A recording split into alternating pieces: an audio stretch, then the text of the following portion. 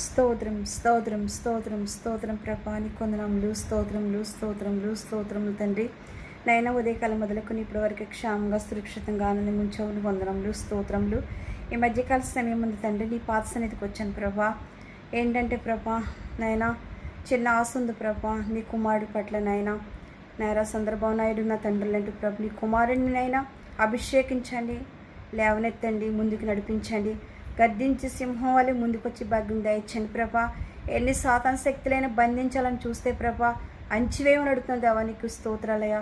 నిజమైన నాయన నీ కుమారుడు ఎవరో నీకు తెలుసయ్యా.